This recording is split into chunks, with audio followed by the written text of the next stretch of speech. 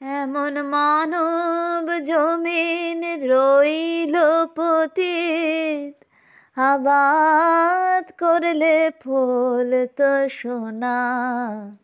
মনে রে কৃষিকাজ জানো না, মন রে কৃষিকাজ জানো না। জয় মা। সবাইকে লাড্ডু গোপাল চ্যানেলে অনেক অনেক স্বাগত জানাই। গুরুদেবকে প্রণাম জানিয়ে, মাতা পিতাকে প্রণাম জানিয়ে আজকের এই পাঠ শুরু করছি। পাঠ করছি যে পরপর কয়েকটা সিরিজ হলো না, কয়েকটা ভিডিও এলো। একটা আপদ বিপদ সংকট যাই আসুক, সমস্ত বিপদ আপদে মায়ের এই নাম, মায়ের যে 32 নাম আপনারা যে কোনোভাবেই পাঠ করতে পারেন। মা সবসময়, বলা হয় না যে একটা পিঁপড়ের পায়েও যদি নূপুর পরিয়ে দেওয়া হয় তারও যে ঝুম ঝুম ঝুম ঝুম শব্দটা হয়, সেটাও কিন্তু তিনি শোনেন। তো কাজে সবার সব কথাই তিনি শোনেন। তিনি তো অন্তর্যামী, ভেতরেই রয়েছেন। তো মা যেমন বুঝে যায় তার কোন সন্তানের এখন কি দরকার, এটা কিন্তু মায়েরা বুঝে যায়। আপনারা যারা এখানে পাঠ শুনছেন তাদের মধ্যে যারা মা হয়েছেন তারা জানেন, যারা সন্তানকে গর্ভে ধারণ করেছেন তারা কিন্তু এটা জানেন যে সন্তানের কখন কি লাগে, এটা কিন্তু মারা বুঝে যায়। আমি অনেকবারই দেখেছি, আমার হয়তো কিছু খেতে ইচ্ছে করলো বা কোনো একটা কিছু আমার লাগবে আর কি, আমার মা কিন্তু ঠিক তখনই বা তার একটু পরেই সেটা কিন্তু নিয়ে এসে দেয় যে এনে এটা নিয়ে। তা আমি একদিন এরকম বলেছিলাম যে আমি তো এটার কথাই ভাবছিলাম, তুমি কি করে বুঝলে? তো মা খুব হাসছিল, বলল মায়েরা সব বুঝতে পারে। তো আমার কথা হচ্ছে, যদি আমাদের জন্মদাত্রী, আমাদের গর্ভধারিণী মা যদি এত কিছু বুঝতে পারে, তাহলে আমাদের জগৎজননী বুঝতে পারে না? তিনি তো জগৎজননী, তিনি সবার কথা বুঝতে পারেন। কাজে তিনি সবার কথাই শুনবেন। আধো আধো বুলিতে মা বললে ডাকলে মা যেমন খুশি হন, তেমনি স্পষ্ট ভাষায় মা বলে ডাকলেও কিন্তু মায়েরা খুশি হয়। বরঞ্চ আধো আধো বুলিতে বাচ্চা যখন মা বলে, তখন কিন্তু মায়েরা আরও বেশি খুশি হয় যে আমার বাচ্চাটা আমাকে মা বলছে। কি বাবাও খুশি হয় যে আমার বাচ্চাটা আমাকে বাবা বলে ডাকছে। টলমল পায়ে যখন হাঁটতে হাঁটতে বাচ্চারা আসে, এগোয় যখন হাঁটতে শেখে, তখন তাকে দেখে কিন্তু পিতামাতার আনন্দই হয়। তাহলে আমাদের জাগতিক পিতামাতার যদি এতটা আনন্দ হয়, তা পরম পিতার হবে না? অবশ্যই হবে।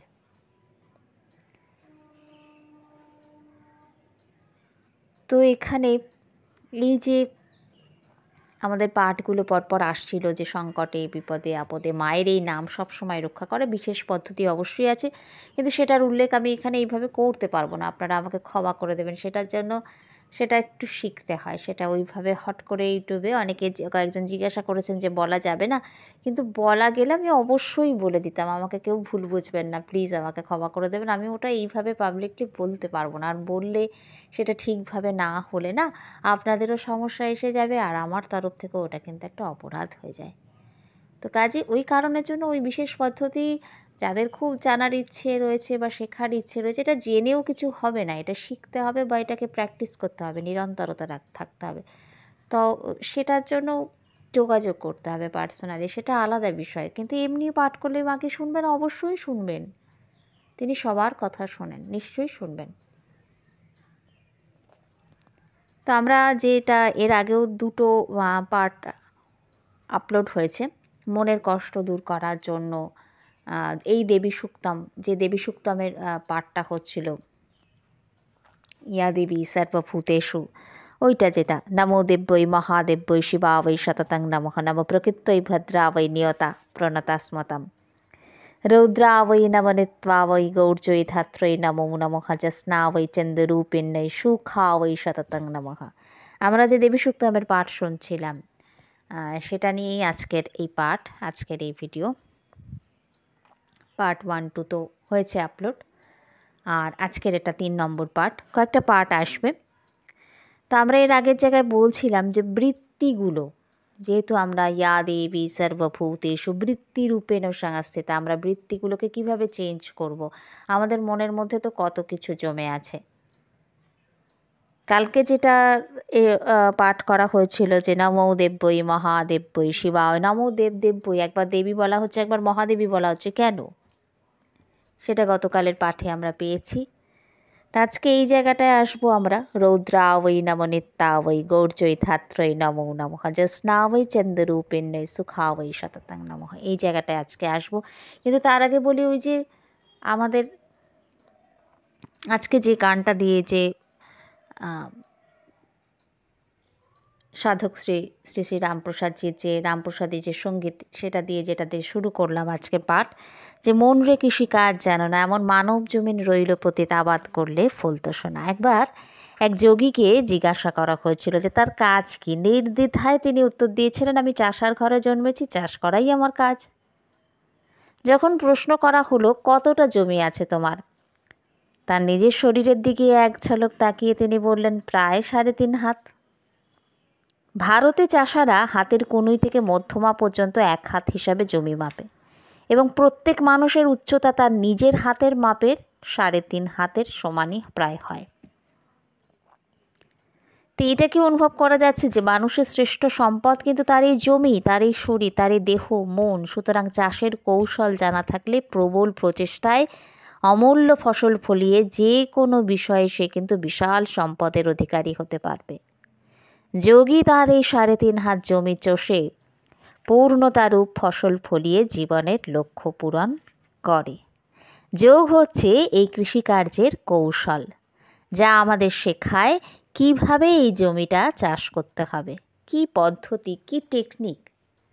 আমরা হ্যাপাজাকলি চাষ করছি, কিছুতেই ঠিক পরিষ্কার করে উঠতে পারছি না ঠিকভাবে। পরিষ্কার যদি জমিটা, আগে তো পরিষ্কার করতে হবে। আমরা যে কোনো জায়গায় যখন টবেও আমরা কোনো গাছ লাগাই, আমরা আশেপাশে ছোট ছোট কোনো আগাছা সেরকম যদি থাকে, তাহলে সেগুলোকে পরিষ্কার করে নিই, একটুখানি খুঁড়ে নিই খুরপি দিয়ে, মাটিটাকে ওপরের মাটিকে নিচে, নিচের মাটিকে ওপরে করা, এটা একবার করে নিই না টবে।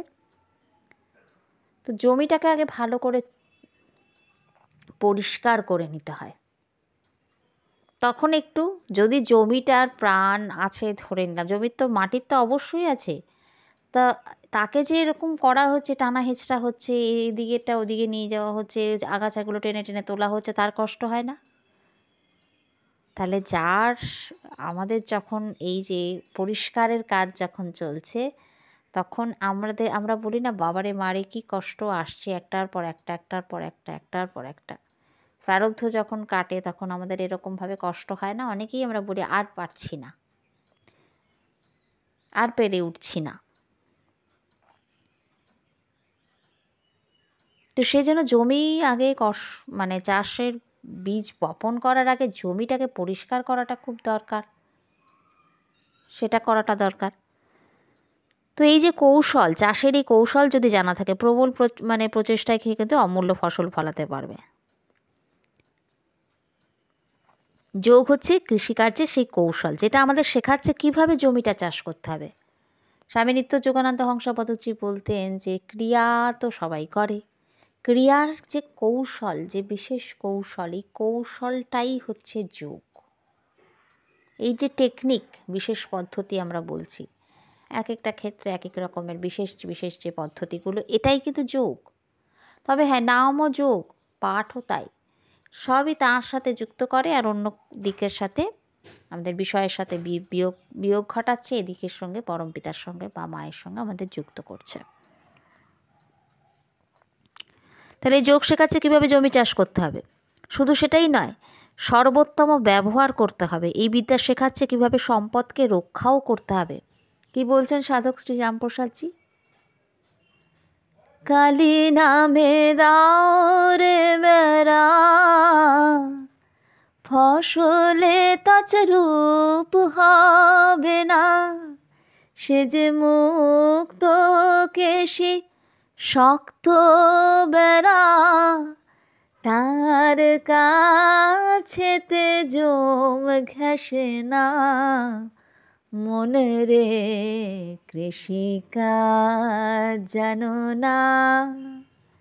কালী নামে দাও রে বেড়া, ফসলে তাজ রূপ হবে না, কালী নামের বেড়া দিয়ে দাও, গণ্ডি দিয়ে দাও। ফসলকে রক্ষাও তো করতে হবে, শুধু ফসল ফলালেই হবে না। এক তো আগে জমি পরিষ্কার করতে হবে, তারপর তাতে ফসল ফলানোর কাজ, তারপর আবার সেই ফসলকে রক্ষা করা। নাহলে তো নিয়ে যাবে এতে ওতে তাতে ঠুকরে ঠুকরে। ফসলকে রক্ষাও তো করতে হবে। আমি ফুটো থালায় জল ঢাললাম, ফুটো বাটিতে জল ঢাললাম, জল তো বেরিয়ে যাবে, তা আগে তো সেই ফুটোটা মেরামত করতে হবে, বন্ধ করতে হবে। গ্লাসে যদি ফুটো থাকে, ফুটো গ্লাসে জল ঢালে তো লাভ নেই, বেরিয়ে যাবে তো জলটা। তো কালী নামে দাও রে বেড়া, নামের বেড়া দিয়ে দাও, গণ্ডি দিয়ে দাও। এই গণ্ডি দেওয়ারও একটা বিশেষ টেকনিক থাকে।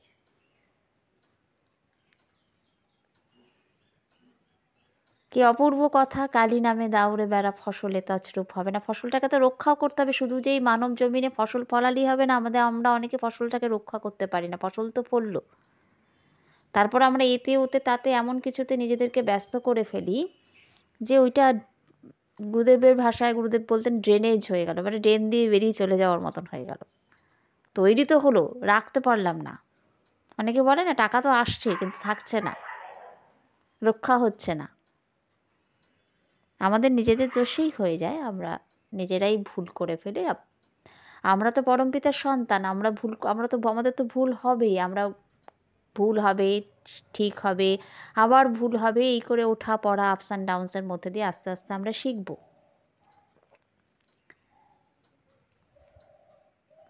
তো রামপ্রসাদের সঙ্গীত অপূর্ব লাগে, অপূর্ব লাগে। ওনার প্রতিটা গানের মধ্যে এত গভীর কথা রয়েছে, সেগুলো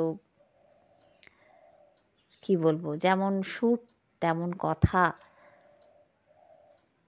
প্রতিটা গানের মধ্যে এত সুন্দর তত্ত্বগুলো রয়েছে। তো এই যে ব্যাপার, যে ফসল বীজ বপনের জন্য তৈরিও করতে হবে, ফসল ফলাতে হবে, জমি পরিষ্কারও করতে হবে এবং সম্পদকেও রক্ষা করতে হবে। যে কোনো প্রচেষ্টায় সাফল্যের জন্য প্রয়োজন কিন্তু একটা পদ্ধতি, একটা টেকনিক, সুশৃঙ্খল পদ্ধতি। তো এখানে আবার আমরা যদি দেখি যে এই যে আবাদ করতে হয়, প্রাণপণ পরিশ্রম করতে হয়, মন রে কৃষি কাজ জানো না, এমন মানব জমিন রইল পতিত, আবাদ করলে ফলতো সোনা। সমস্ত শক্তি দিয়ে নিজেকে নিয়োজিত করতে হবে এই কৃষি কর্মের মধ্যে। ভক্তি তো অনেক পরে, তার আগে সমস্ত শক্তি দিয়ে নিয়োজিত করতে হবে কৃষিকর্মে, কর্ষণ করতে হবে, ক্ষেত্রটা আগে তৈরি করতে হবে। কোথায় জমি, মানে কোথায় বীজটা বপন করব, তার আগে ক্ষেত্র কর্ষণ করতে হবে, ক্ষেতটাকে তৈরি করতে হবে।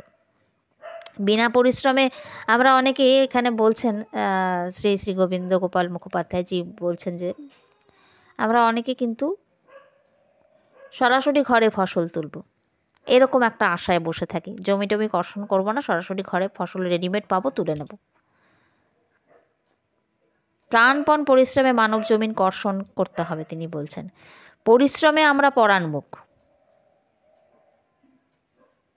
পরিশ্রমে আমরা পরাণমুখ। ক্ষেত্রের দিকে তিনি বলছেন, ক্ষেত্রের দিকে তাকিয়ে দেখো কত আগাছা রয়েছে, যারা তো আগাছারাই তো সব রস শুষে নেবে, মাটির সমস্ত রস শুষে নিচ্ছে। আমরা বলি না যে নেগেটিভ চিন্তা ভাবনা, উল্টোপাল্টা কথাবার্তা আমরা এত অনেকে ভেবে ফেলি। আমাদের বলা হয় না যে এই সমস্ত কম করো, কেননা যত এগুলো আমরা করব, যত ভাবনা চিন্তা, আমাদের তো শরীরের শক্তিটা ক্ষয় হয়ে যায়। মন দুর্বল হলে শরীরও দুর্বল হয়, সেখান থেকে ভাবনা চিন্তা করে করে আমরা শরীরের শক্তি ক্ষয় করে ফেলি। এক একদিন দেখা গেল যে আমরা কিছুই কাজ সেরকম হয়তো করলাম না, শারীরিক পরিশ্রম, কিন্তু বড্ড যেন ক্লান্ত লাগছে। আমি অনেক হয়তো দেখলাম সেদিনকে অনেক চিন্তা ভাবনা করে ফেললাম, এটা ওটা সেটা, আমি নিজের মনের মধ্যেই ভেবে যাচ্ছি। যত ভাবছি তত সেগুলোকে আমরা আকর্ষণ করছি।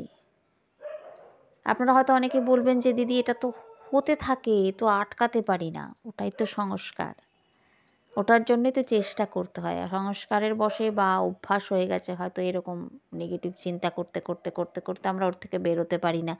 প্রথমটা একটু জোর খাটিয়ে বেরোনোর চেষ্টা করতে হয় এবং প্রার্থনা করতে হয়। প্রার্থনা আর চেষ্টা দুটো থাকলে অবশ্যই মা কৃপা নিশ্চয়ই করবেন। চেষ্টা যদি না থাকে মা কীভাবে কী করবেন? চেষ্টা তো করতেই হবে। শ্রী গুরুদেব বলতেন, তুমি 1 পা এগো, আমি তোমাকে 10 পা এগোতে সাহায্য করব, কিন্তু একটা পা তোমাকে এগোতে হবে, চেষ্টা করতে হবে, তোমাকেও চেষ্টা করতে হবে।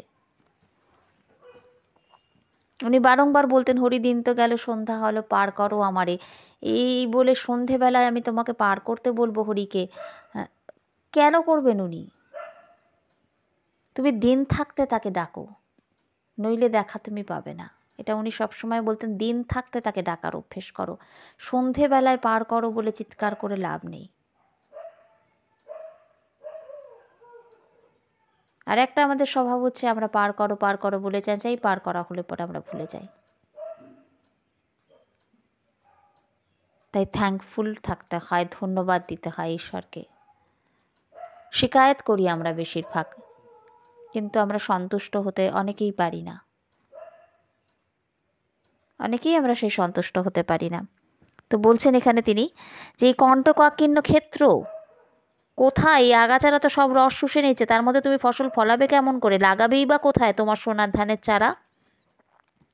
কণ্টকাকীর্ণ এই ক্ষেত্র, তাই সর্বাগ্রে চাই কণ্টক উৎপাদন, আগাছার উন্মূলন। সেই জন্য চাই জীবনের নিয়ন্ত্রণ সাধনা, যমরূপ সাধন, হিংসা, মিথ্যা, চৌর্য, মৈথুন, আত্মসাৎকরণ, এই যে আত্মসাৎকরণ, এই সমস্ত কুটিল স্বার্থপরায়ণ এই বৃত্তিকে আগে দূর করতে হবে। কিভাবে বৃত্তি দূর করব? মহর্ষি পতঞ্জলি তার রাজযোগে কিন্তু বলেছেন কিভাবে বৃত্তিকে দূর করতে হবে। বিপরীত বৃত্তির কথা, বিপরীত বৃত্তিকে এনে ওই বৃত্তিটাকে দূর করতে হবে। যেমন বলছেন তিনি, এই যে আমরা বলছি এখানে যে বৃত্তি রূপেণ সংস্থিতা, আমাদের মনের মধ্যে কত বৃত্তি আছে, কত আসছে কত উঠছে, চুপচাপ যদি দেখতে থাকা যায় যে কোন চিন্তাটা, কোন ভাবনাটা, কোন জিনিসটা আমার মধ্যে বেশি আসছে, এগুলো আমাদের প্রত্যেকে খেয়াল করলে ভালো হয়। তাহলে আমরা নিজেদেরকে রেকটিফাই করতে সুবিধে হবে, নিজেদেরকে সংশোধন করতে সুবিধা হবে। কোন চিন্তাটা কোন সময় বেশি আসছে, বেশি ভাবছি আমি কিসের কথা, কার কথা, কোন জিনিসের কথা, বা কোনো ব্যক্তি পার্টিকুলার কোনো মানুষের হলে, বা কোন সমস্যার কথা, কোনটা আমার বারবার মনের মধ্যে আসছে, কোন বৃত্তিটা উঠছে বারবার। তাহলে সেখান থেকে অনেক কিছু বোঝা যায়। নিজেকে চেষ্টা করতে হবে খেয়াল করা, নিজেকে সংশোধন করার চেষ্টা করতে হবে, বিপরীত বৃত্তি আনার চেষ্টা করতে হবে, বিপরীত বৃত্তিকে জাগানোর চেষ্টা করতে হবে। অহিংসা দিয়ে হিংসার মনোবৃত্তিকে দূর করতে হবে, সত্য দিয়ে মিথ্যাকে পরাভূত করতে হবে, অস্তেয় দিয়ে চৌর্য থেকে বিরত হতে হবে, ব্রহ্মচর্য দিয়ে মৈথুনের সম্ভোগ ইচ্ছাকে জয় করার চেষ্টা করতে হবে, আর অপরিগ্রহ দিয়ে বাইরের সব বস্তু, অন্যের সমস্ত সম্পত্তি আত্মসাৎ করার যে প্রবৃত্তি, সেটা অপরিগ্রহ দিয়ে দূর করতে হবে। এগুলো সব এর বিপরীত বৃত্তি, একটা আরেকটার বিপরীত। এই সবগুলোই হচ্ছে দুরাচার, এবং যতদিন এই দুরাচার থেকে আমরা বিরত হতে না পারছি, ততদিন যোগের পথে কিন্তু পা বাড়ানো অসম্ভব। তো এইটাকে, বিপরীত বৃত্তিটাকে মনে রাখতে হবে। বিপরীত বৃত্তিকে এনে ওই বৃত্তিকে, মা তুমি এই রূপে না থেকে এই রূপে থাকো, সবই মায়ের রূপ, প্রতিটাই মায়ের রূপ, তো মা তুমি এইভাবে না থেকে তুমি এইভাবে থাকো।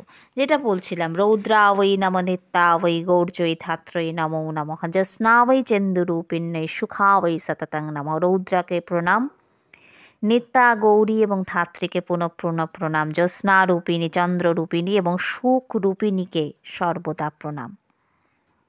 মা তুমি সংহার শক্তি রূপিণী, অতি ভীষণা, তোমাকে প্রণাম। নিত্যা ওই, তুমি নিত্যা অর্থাৎ উৎপত্তি বিনাশ রহিতা, উৎপত্তি এবং বিনাশ রহিতা, তার কোনো বিনাশ নেই। কালের দ্বারা অনবচ্ছিন্না, ত্রিকালাতীতা, তুমি গৌরী অর্থাৎ শুভ্রবর্ণা, নির্মলা, নির্লেপা, জগতের আধার শক্তি রূপিণী, পোষণকারিণী শক্তি। তুমি জ্যোৎস্না এবং চন্দ্ররূপিণী অর্থাৎ জ্যোতি স্বরূপা। চন্দ্রাদির জ্যোতি তো তাদের নিজের নয়, তোমারই প্রকাশে সকল জ্যোতির্ময় বস্তুর প্রকাশ। সূর্যের যে প্রভাটা, সেটা নিখিল জগতে প্রকাশিত হবে। যে জ্যোতি চন্দ্রে আছে, সে যে তেজ অগ্নিতে আছে, সেই তেজই আমার। সুখাওই, সুখের সুখ স্বরূপা, মা সুখদায়িনী, পরমানন্দ স্বরূপা, পরমানন্দ দায়িনী, তোমাকে প্রণাম।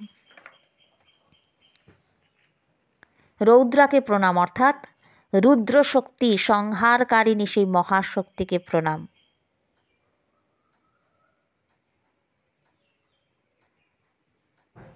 তো বলছেন নিত্যাবৈ, মা নিত্য, মায়ের বিনাশ নেই। তো সেই মাকে প্রণাম করতে গিয়ে বেশিক্ষণ মানে ওইভাবে বলছেন ত্রিগুণাতীতা ভাবাতীতা তৎপদগম্মা নিরাঞ্জনা মাকে আমার প্রণাম করতে গিয়ে বেশিক্ষণ অবস্থান করা যায় না, মুহূর্ত মধ্যে আবার জগৎভাবে অবতরণ করতে হয়। তো তখন মায়ের এই যে সংহারকারিণী তামসী মূর্তি, রৌদ্রা মূর্তি কথা প্রথমেই মনে পড়ে যায়, কেননা ওই সংহারকারিণী শক্তিকে আশ্রয় করেই কিন্তু জগত্তীত সত্তায় উপনীত হতে হয়। তাই দেবগণ মন্ত্রের প্রথমেই বলছেন রৌদ্রাবৈ নমঃ, প্রলয়কারিণী সেই যে রুদ্র শক্তি তাকে প্রণাম। প্রলয়কারিণী সেই রুদ্র শক্তি, প্রলয় কুক্ষিগত সর্বভাবের অন্তরালে যে বস্তুটার উপলব্ধি হচ্ছে সেটা কিন্তু নিত্য। মায়ের সেই নিত্যাবৈ, মায়ের সেই নিত্য স্বরূপকে প্রণাম। তার হ্রাস বৃদ্ধি ক্ষয় উদয় কিছুই নেই, তারপর ওই নিত্য বস্তুতে শুভ্র সত্ত্বগুণের অবভাস হতে থাকে, সেই স্বরূপটা অত্যন্ত রমণীয়। তাই মা এখানে গৌরী। তারপর সর্বজন বিধৃতি ভাবটা ফুটে ওঠে। মা এখানে ধাত্রী, সবাইকে ধারণ করছেন। জ্যোৎস্না ও চেন্দুরূপিণী ও ইন্দুরূপিণী মাকে প্রণাম করা হচ্ছে। ইন্দু হচ্ছে মন, আর জ্যোৎস্না হচ্ছে তার ব্যাপ্তি বা দিকসত্তা। এই রূপে সর্বভাবের ভেতর দিয়ে যারা মাকে, আত্মাকে প্রণাম করতে বা দর্শন করতে সমর্থ, তাদের নিকট সকল অবস্থার ভেতর দিয়েই মায়ের সুখময়ী মূর্তির বিকাশ হয়। তাই সুখাবৈ সততং নমঃ।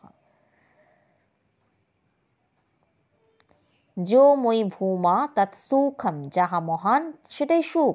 মা যখন মনোরূপ দিয়ে কালরূপে বিষয়রূপে আপনাকে কল্পনা করছেন, অর্থাৎ ইন্দুরূপে জ্যোৎস্নারূপে প্রকাশিত হচ্ছেন, তখন তার সুখ স্বরূপটি বিশেষভাবে প্রকটিত হচ্ছে।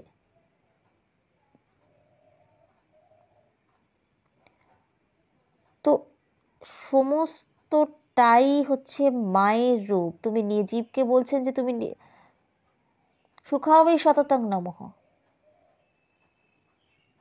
জীব মনুষ্য, তুমি নিয়ত সুখের সন্ধান করছো, কাম কাঞ্চন ব্যতীত তো সুখ নেই। এই ভ্রান্ত সিদ্ধান্তে স্থির ও বিশ্বাসবান হয়ে তৃষিত মৃগের মতন সুখের আশায় ধাবিত হইতেছ। কাম কাঞ্চনের সেবা এবং সঞ্চয় করতে গিয়া কতই না ক্ষত বিক্ষত হইতেছ, কিন্তু সুখ কি পাইয়াছ? না, পাও নাই। এখনো সুখ বলিয়া বস্তুটি বুঝিতেই পারো নাই।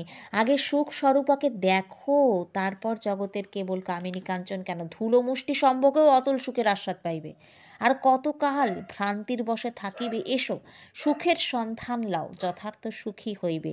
তুমিও আনন্দে দেবতাগণের মতন বলিতে পারিবে সুখাবৈ সুখাবৈ সততং নমঃ। দেখো, দেবতাগণ স্বর্গভ্রষ্ট, পরাজিত, হৃত সর্বস্ব, তবু বলছেন কিন্তু সুখাবৈ সততং নমঃ। তোমারও এইরূপই হইবে। সমস্ত ব্রহ্মাণ্ড ধ্বংস হইলেও বলিবে সুখাবৈ সততং নমঃ। আবার সমস্ত ব্রহ্মাণ্ডের কর্তৃত্ব পাইলেও বলিবে সুখাবৈ সততং নমঃ। কারণ সুখ ভিন্ন যে কোথাও কিছুই নাই। যাহাকে অসুখ বলিয়া বুঝিতেছ, উহাও যে সুখ মাত্র, এইটা বুঝিতে পারো না বলিয়াই তো অসুখের ভয়ে পলায়মান হইয়া কোথায় সুখ কোথায় সুখ বলিয়া অন্ধের মতন ধাবিত হও। এসো, সুখের সন্ধান মিলিবে। নিত্য সুখ, অপরিণামী সুখ, যাহার ভোগে বিতৃষ্ণা নাই, অথচ পূর্ণ পরিতৃপ্তি আছে। তুমি চাও কি?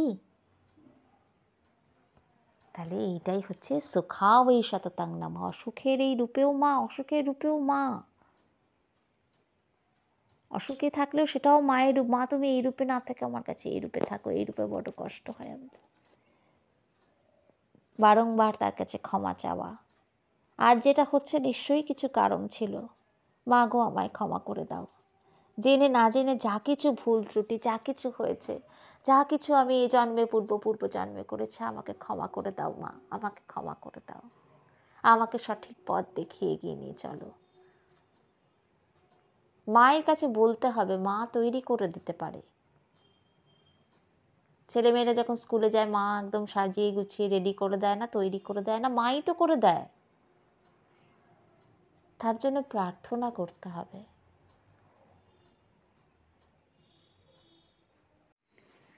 তো আমরা এখানে দেখছি যে এই যে দেবী সুক্তম, এই দেবী সুক্তম যদি আমরা পাঠ করি অথবা যদি আমরা পাঠ শুনি, সেটা যেখানেই হোক, কোথাও পাঠ হচ্ছে সেখানে যদি আমরা সেখানে গিয়ে শুনলাম, অথবা কোনো অডিও শুনলাম, বা ইউটিউবেই কোথাও শুনলাম, বা আমার কাছে কোনো যদি পেন ড্রাইভ থাকে বা ইত্যাদি থাকে সেখান থেকে আমরা শুনলাম, ল্যাপটপে রয়েছে, যেখান থেকেই হোক যদি আমরা শুনি, আর সেটা যদি আমরা রোজ শুনতে পারি বা একটা নিরন্তরতা যদি বজায় থাকে তাহলে খুবই ভালো হয়। সেটা থেকে কিন্তু আমরা অনেক কষ্ট থেকে মুক্তি পাবো। বা যদি আমরা পাঠ করতে পারি সেক্ষেত্রেও কিন্তু আমরা একটা অপূর্ব আনন্দ পাবো। হ্যাঁ, বিশেষ টেকনিক একটা আছে, সেটা আমি এখানে এইভাবে উল্লেখ করতে পারবো না, সেটার জন্য আপনারা আমাকে ক্ষমা করবেন। সেটা যার যার গুরু পরম্পরাতে যে যেমনভাবে যাকে যেভাবে যেরমভাবে তারা পাঠ করে আসছেন অন্য সমস্ত কিছু, আপনারা সেভাবেও করতে পারেন। মা সবারটাই অবশ্যই শোনে। হ্যাঁ, কিন্তু কিছু কিছু বিশেষ পদ্ধতি থাকে, সমস্ত কিছুর ক্ষেত্রেই সেটা থাকে।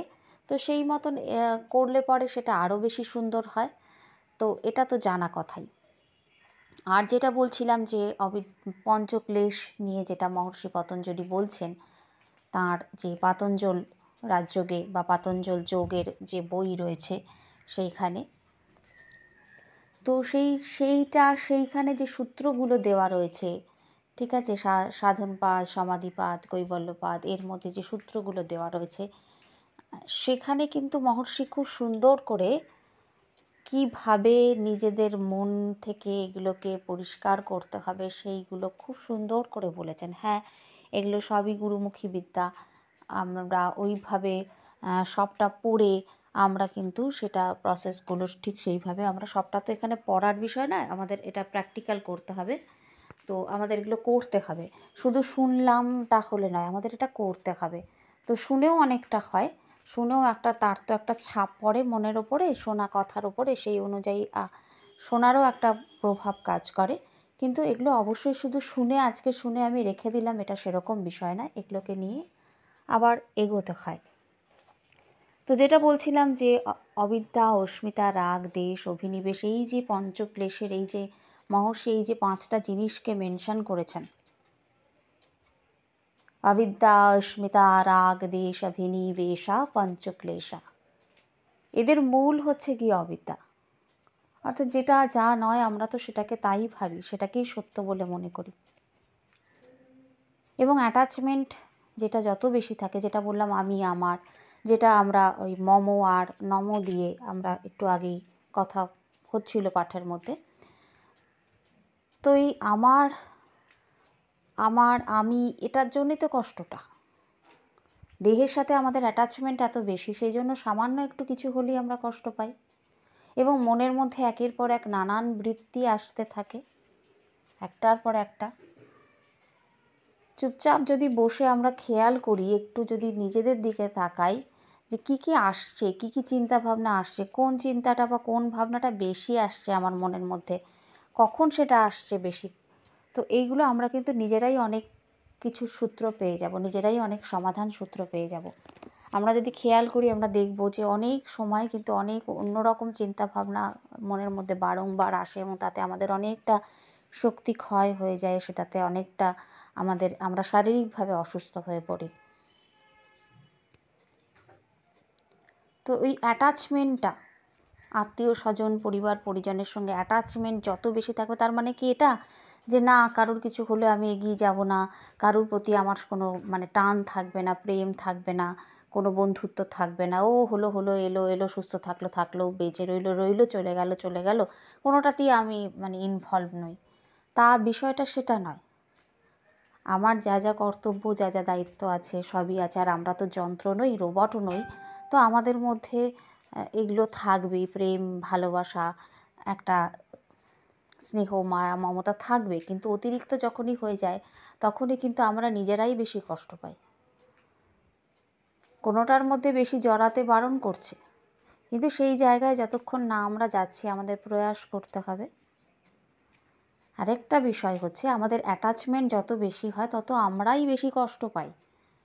খুব সাধারণ একটা উদাহরণ, যখন কোনো জায়গা কেটে যায়, তুলো দিয়ে ড্রেসিং করে দেওয়া হলো, তারপরে ওয়াশ করে তারপরে যখন আবার ড্রেসিং করার সময়টা কিন্তু অনেক বেশি কষ্ট হয়। ওই যে চিপে বসে গেছে রক্তগুলো, কি তুলোটা চিটে গেছে, তো ওইগুলোকে যখন পরিষ্কার করা হয় বাবারে মারে বলে, তখন কিন্তু মানে যে যার সমস্যা সে কিন্তু চিৎকার করে, কেননা প্রচণ্ড লাগে। যতটা চেপে বসে থাকে, ওটাকে পায়ে একটা কাঁটা ফুটে গেলে কি হয়, যতটা ডিপে সেটা ঢুকে যায়, টেনে বার করতে গেলে ততটা কিন্তু বল প্রয়োগও করতে হয়। আবার বার করার সময় কষ্ট হয়, বার করে দেওয়ার পরে রিলিফ, কিন্তু বার করার সময়টাই কষ্ট। তো ওই যতখানি ঢুকে রয়েছে, যতটা চেপে বসে আছে, পূর্ব জন্মের অনেক সংস্কার, অনেক কিছু আমাদের মধ্যে চেপে বসে থাকে। বিশেষ করে তমগুণ প্রধান যে সংস্কারগুলো, সেগুলো অনেক চেপে বসে থাকে। সেগুলোকে তুলতে ঈশ্বর, এই যে আমাদের নানান রকম কষ্ট দুঃখ আসে, সেগুলো কিন্তু আমাদেরকেই বারবার আমাদেরই আহ্বান করা। অনেকে বলেন ভগবান আমাকে এত কষ্ট দিচ্ছে, কিন্তু বিষয়টা কিন্তু তা নয়। তার সাথে আমাদের কোনো শত্রুতা নেই যে তিনি আমাদেরকে বেছে বেছে কষ্ট দিতে যাবেন। আমাদের মনের মধ্যে কত কি জমে থাকে, কত রকম বৃত্তি উঠছে, আবার চলে যাচ্ছে, আবার আসছে। সেগুলোকে যদি আমরা একটু খেয়াল করি, আমাদের অত সময়টা কোথায়? আমরা একটা লেভেল লাগিয়ে দিয়েছি, আমরা সংসারী মানুষ, আমাদের সংসারের কাজ করতে হবে। তো এই লেভেলিংগুলো করেই তো আরও বেশি আমরা মুশকিল করে ফেলি। সংসারটা কার? তাঁরই সংসার, সব কাজগুলো তারই কাজ। কিন্তু সেই যদি আমরা যদি এটা ভাবি যে এটা মায়েরই কাজ, তাহলে কাজটা অনেক সুন্দরভাবে হয়। অনেক আমরা যে তিতিবিরক্ত হয়ে অনেক সময় অনেক কাজ করি, যে হ্যাঁ ঠাকুরের পেছনে সময় দিতে পারছি না, আমাকে এই কাজ করেই যেতে হচ্ছে, কাজ করেই যেতে হচ্ছে। কিন্তু কাজের মধ্যেও একটা মিষ্টতা আছে, সেটাকে একটু কি বলবো, এটা মায়ের কাজ মনে করে করলেই, মা আমাকে এই কাজের দায়িত্ব দিয়েছেন, এটা ভেবে করলে পরে আমাদের নিজেদের মনে কিন্তু একটা স্যাটিসফ্যাকশান আসে। আর আমরা এক্সপেকটেশানগুলো এত বাড়াতে থাকি যে সেখান থেকে আমাদের কষ্ট আসে। প্রত্যাশা এত বেশি থাকে আমাদের যে এক্সপেকটেশান অনেক বেশি হয়ে গেলে সেখান থেকে কিন্তু ফুলফিল হচ্ছে না, কষ্ট আমরাই পাচ্ছি। আমরাই এক্সপেক্ট করছি, এক্সপেকটেশান ফুলফিল হচ্ছে না, আমরাই কষ্ট বেশি পাচ্ছি। তো কীভাবে এক একটা রূপে মা থাকে, কখনো ভয় রূপে, কখনো এই রূপে, কখনো ওই রূপে। তো আমাদের মা তুমি এই রূপে না থেকে এই রূপে থেকো, সবই মায়ের রূপ। কিন্তু ভয় ভীতি এগুলোকে তো আমরা চাইছি না। তো সেই জন্য মায়ের কাছে ওটা নিবেদন করা, প্রার্থনা করা, মন থেকে যত বেশি আমরা এগুলোকে সরাতে পারবো তত আমাদের জন্যই ভালো হবে। তো সেটা এমনি এমনি তো হয় না। আমরা বলি করে দেবে, কেন করে দেবে? আমার যদি করবার মতন সামর্থ্য থাকে, আমাকে ঈশ্বর সেই শক্তি দিয়েছেন, সেটাকেও তো একটু কাজে লাগাতে হবে, নাহলে তো আমি সেটা মিসইউজ করছি। পরের জন্মে যদি আমাকে সেটা না দেওয়া হয় এই মিসইউজ করার জন্য, তখন দেওয়া যখন হয়েছে, এক তো সেটার মর্যাদা করা উচিত, দুই সেটার অপব্যবহার না করাই উচিত। দেওয়া যখন হয়েছে ক্ষমতাটাকে, সেটাকে তো কাজে লাগাবার চেষ্টা করতে হবে, না পারলে প্রার্থনা করতে হবে। কিন্তু আমাদের মধ্যে কেউ কেউ আমরা চেষ্টা করি, কেউ কেউ করি না, ঈশ্বরকে দোষারোপ করি, সারাটা জীবন কাটিয়ে দিই। কিন্তু এটা তো পদ্ধতি নয়। সবাই ভালো থাকুক, সেটাই আমাদের চাওয়া, বা সেটাই আমাদের প্রার্থনা মায়ের কাছে। সেই জন্যই তো আমরা বারবার বলি যে চিত্ত চাঞ্চল্য, মনের চঞ্চলতা। তো মন স্থির হতে চায় না, অস্থির। ছোটদের ক্ষেত্রে এই বিষয়টা আরও ভালো করে বোঝা যায়। পড়তে বসানো হলো, চারদিকে চোখ ঘুরছে, এই একবার এটা ধরে টানছে, ওই একবার ওটা ধরে টানছে, উঠে যাচ্ছে, মা তাকে জোর করে ধরে এনে বসাচ্ছে, কি যদি কারোর কাছে পড়ে তাহলে তিনি তাকে জোর করে ধরে এনে বসাচ্ছেন, বকে মেরে বসাচ্ছে, ও আবার উঠে পড়ছে।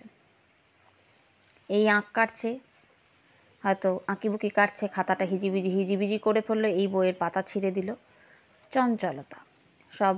বেশিরভাগ আমি যখন স্কুলে পড়াতাম তো তখন বেশিরভাগ গার্জেনের কমপ্লেন ছিল যে চঞ্চল, মন বসছে না। বা আমরাও অনেক সময় গার্জেন কল করা হতো যখন, তখন বলতাম যে পড়ায় মন নেই। বা যাই সমস্ত স্টুডেন্টরা আমার কাছে পড়তে আসে, একটু কয়েকজন আছে যাদের খুব অস্থির। আমরা এটা বড়দের মধ্যেও দেখি, এই হাত নড়ছে, এই পা সমানে কন্টিনিউ নড়ে যাচ্ছে, এই চারদিকে চোখ ঘুরছে, স্থির হয়ে যেন বসতে পারছে না। তাহলে মন অস্থির, মন চঞ্চল, আমরা এই চিত্ত চাঞ্চল্যের কথা নিজেরাই বারবার বলি। কেন এই চঞ্চলতা? কিসের জন্য? এই চঞ্চলতাটা কী রূপে প্রকাশ পাচ্ছে? মনকে পরমপিতা স্থির করলেন না কেন? তিনি কি পারতেন না স্থির করে দিতে? এই মন অস্থির বলেই তো এত সমস্যা, আমরা তো বলছি। তাহলে তো তিনি পারতেন মনকে স্থির করে দিতে, কিন্তু করলেন না। কেন করলেন না? তো এই চিত্ত চাঞ্চল্য কীভাবে প্রকাশ পাচ্ছে? চিত্তবৃত্তি রূপে। বৃত্তিগুলোর জন্য চঞ্চলতাটা বুঝছি কী করে যে চিত্ত চঞ্চল? মনের মধ্যে এই একটা কথা আসছে, পর মুহূর্তের সাথে সাথেই আবার আরেকটা কথা।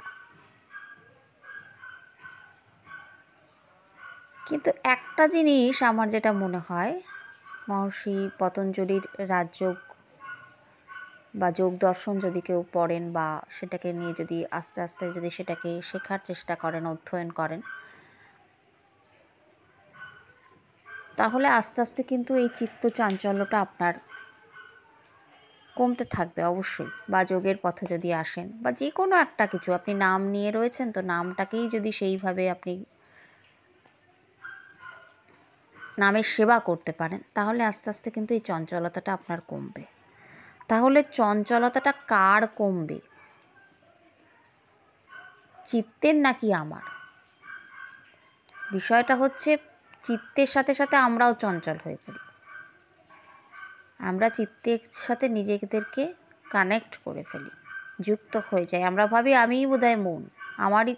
কিন্তু আমরা বলার সময় বলি আমার মন খারাপ, এই জায়গাটা আমরা ভেবে দেখি না। আমরা বলার সময় কিন্তু বলি আমার শরীর খারাপ, আমি শরীর খারাপ কি আমি মন খারাপ, এটা কিন্তু বলি না। তাহলে আমাদের মধ্যে কোথাও এই কনসেপ্টটা রয়েছে আগের পূর্বজন্ম থেকে, যে আমার মন, আমার শরীর, এই শরীর, এই মন, আমার মন, আমার শরীর।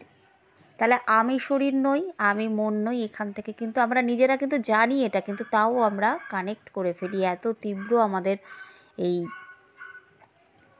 অ্যাটাচমেন্ট, যে যার জন্য মুশকিল হয়। তাহলে এই চাঞ্চলতাটা প্রকাশ পায় কিন্তু বৃত্তিরূপে, চিত্তবৃত্তি। আমরা বারবার দেখছি না, চিত্তবৃত্তিকে নিরোধ করার কথা বলা হচ্ছে। তো বৃত্তিটা আবার কি? চিত্তবৃত্তিটা আবার কি? চিত্তবৃত্তি থাকে কোথায়? চিত্তই বা কোনটা? মন নাকি হৃদয়? অবশ্যই মন। তো চঞ্চল করলেন কেন? স্থির করে দিলে তো ঝামেলা মিটে যেত, আর কষ্ট করতে হতো না। তা আমরা তো বারবার বলি মন অস্থির, মন অস্থির। কত বকাবকি করি বেচারা মনকে। তো রজগুণের জন্যে কিন্তু মনের এই চাঞ্চল্য। মনের এই চাঞ্চল্যটা কিন্তু রজগুণ থেকেই আসছে।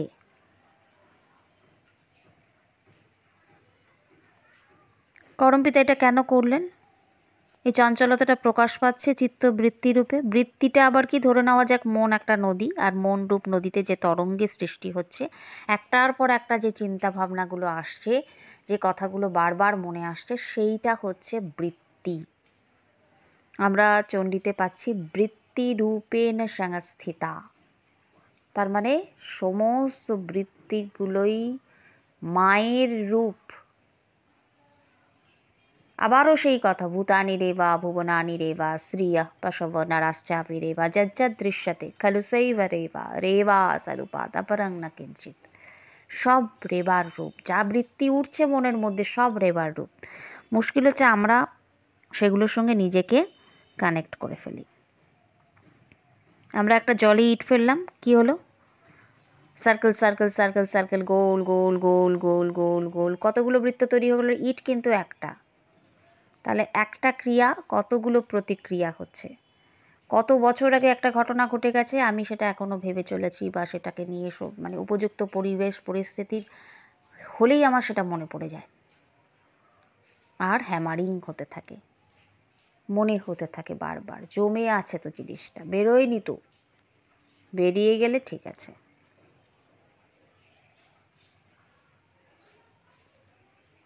ক্ষতের সৃষ্টি হয় মনে, তারপর তার থেকে শরীরে নানান রোগ ব্যাধি ইত্যাদিগুলো আসতে থাকে। আমরা জানি না পদ্ধতি কী। ফলত আমরা সেটা থেকে বেরোতে পারি না। কত বছর আগে একটা ঘটনা ঘটে গেছে, সেই ঘটনার কথা আমরা আজও বাড়িতে আলোচনা করে যাচ্ছি, বা বন্ধুদের মধ্যে এক জায়গায় হলেই সেটা আলোচনা করছি। তাহলে ওই কাজটা হয়তো একবারই হয়েছে, ওই ঘটনাটা একবারই ঘটেছে, কিন্তু তারপর সেটাকে আলোচনা করতে করতে, বলতে বলতে, ভাবতে ভাবতে আমরা কত কিছু করে ফেললাম, ওর মধ্যে দিয়ে আরও নতুন কত কর্ম জেনারেট হলো, আরও নতুন কত কিছু করে ফেললাম আমরা।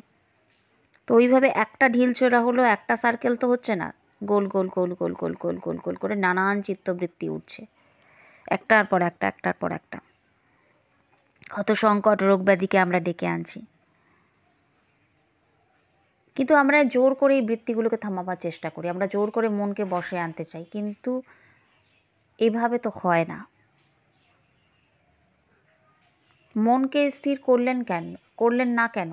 তাহলে তো যে জব করতো সে জব করে যাচ্ছে, যে কাজ করছে সে কাজ করে যাচ্ছে, সেখান থেকে মনকে সরাতে পারছে না। যার মনে শোক ব্যাধি এসেছে, কষ্ট পাচ্ছে, সে কেঁদেই যাচ্ছে, কষ্ট পেয়েই যাচ্ছে, সেখান থেকে মনকে সরাতে পারছে না। তাহলে স্থির হয়ে গেছে তো। তিনি কি পারতেন না স্থির করে দিতে? তাহলে তো জগৎ চলতো না, সৃষ্টি চলতো না। দুঃখ যার হচ্ছে, দুঃখ কমছে না, তো মন তো স্থির হয়ে গেছে। তো মন একটা ছোট বাচ্চার মতন, সে কিছু বোঝে না, তাকে তুমি যা দেবে সে সেটাই অ্যাকসেপ্ট করবে। তাই মনের খাবারের বিষয়, মনের আহারের বিষয়ে আমাদের সচেতন থাকতে হবে, শুদ্ধতার দিকটা রক্ষা করতে হবে। কি দেখছি, কি শুনছি, কি পড়ছি, মনকে কি দিচ্ছি আহার রূপে, সেই দিকটা অবশ্যই দেখতে হবে। কাদের কাদের সাথে সঙ্গ করছি, কি কি বিষয়ে আলোচনা হচ্ছে। ছোট বাচ্চার মতন দেখা, মনও ছুটছে আমিও ছুটছি এটা নয়, মন কোথায় কোথায় যাচ্ছে, আবার সে ফিরে আসবে, কিন্তু কি কি ভাবছে, কখন কখন তার মধ্যে কি কি দেখা যাচ্ছে, তাকে সে ছোট বাচ্চার মতন নজর রাখা, খেয়াল রাখা, নিজে স্থির থাকা। কারণ আমি তো মন নেই, আমরা কিন্তু নিজে বলি এই কথাটা, আমার মন আজ খুব ভালো আছে, আমার মন আজ খুব খারাপ আছে, আমরাই তো বলি এটা। তা আমি মন তো বলি না। তার এই কনসেপ্টটা আমাদের ভেতরে কোথাও আছে যে মন আর আমি আলাদা, শরীর আর আমি আলাদা। তাহলে আমি মনের সাথে সাথে অস্থির হচ্ছি কেন, অচঞ্চল হচ্ছি কেন? মন চঞ্চল হচ্ছে, হোক না, একটা সময় তো সে ফিরে আসবে, গেল যত দূর যাবার, সেখান থেকে সে আবার ব্যাক করবে। তা আমার কাজ হচ্ছে তাকে দেখা, কি কি বৃত্তি, কি কি ভাবনা, কি কি চিন্তা বারবার আসছে, কোনটা বারবার আসছে, কোনটা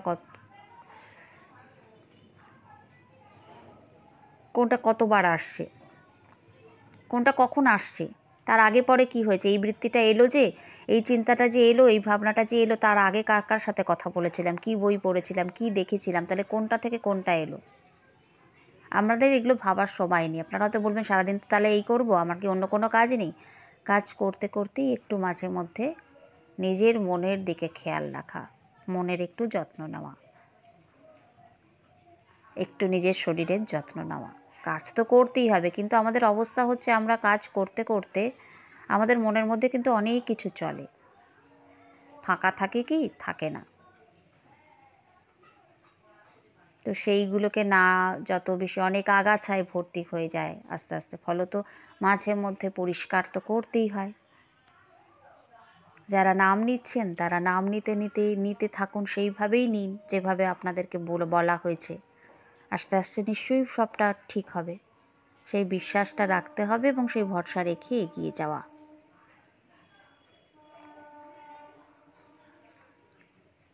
তাহলে এইটা হচ্ছে আমরা যে চিত্তবৃত্তি নিয়ে কথা বলছিলাম। তো এই বৃত্তিগুলো প্রতিটাই মায়ের রূপ। মা তুমি এই রূপে না থেকে এই রূপে থাকো, মায়ের কাছে ক্রমাগত প্রার্থনা। আমি পারছি না বলেই না প্রার্থনা করা। তো আজকের পাঠকে আর দীর্ঘায়িত করবো না, আজকের পাঠকে এখানেই বিশ্রাম দেবো। সবাইকে বলবো ডেসক্রিপশন বক্স একটু চেক করে নেবেন, আর আই বাটনটা একটু দেখে নেবেন। ভিডিও চলাকালীন আই বাটনেও আপনাদের দুটো করে ভিডিওর লিঙ্ক আপনারা পেয়ে যাবেন, এবং সেখান থেকে ওই ভিডিওগুলো আপনারা চাইলে দেখে নিতে পারেন। চ্যানেলের হোম পেজে গিয়ে প্লেলিস্ট চেক করে নেবেন, তাহলে প্লেলিস্ট ধরে ধরে শুনলে আরও ভালো হয়, আপনাদেরই সুবিধা হবে। আর যারা যোগাযোগ করতে চাইছেন, ডেসক্রিপশন বক্সে হোয়াটসঅ্যাপ গ্রুপের লিঙ্ক দেওয়া থাকবে, ওই লিঙ্কে ক্লিক করে আপনারা সরাসরি আমাদের সঙ্গে যোগাযোগ করতে পারেন। অনেক সময় আমাদের কিছু রেস্ট্রিকশান রাখা হয়, অনেক সময় অনলি অ্যাডমিন করা থাকে, আপনারা মেসেজ করতে হয়তো পারছেন না, একটু ধৈর্য রাখবেন, আমরা গ্রুপ ঠিক খুলে দেবো, তখন আপনাদের যা বলার বলবেন, কোনো অসুবিধা নেই।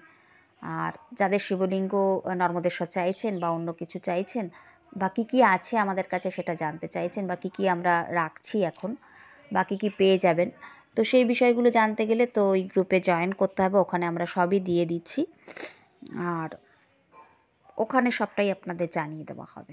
আর যে কোর্সগুলোর কথা আমরা গ্রুপে বলেছিলাম সেগুলোও সব কিছু সময় মতন ওখানে জানিয়ে দেওয়া হচ্ছে বা ভবিষ্যতেও হবে। তো আজকের এই পাঠকে এখানেই বিশ্রাম দিলাম। সবাইকে অনেক অনেক ধন্যবাদ পাঠ শোনার জন্য। নর্মদে হাট, নর্মদে হাট, নর্মদে হাট।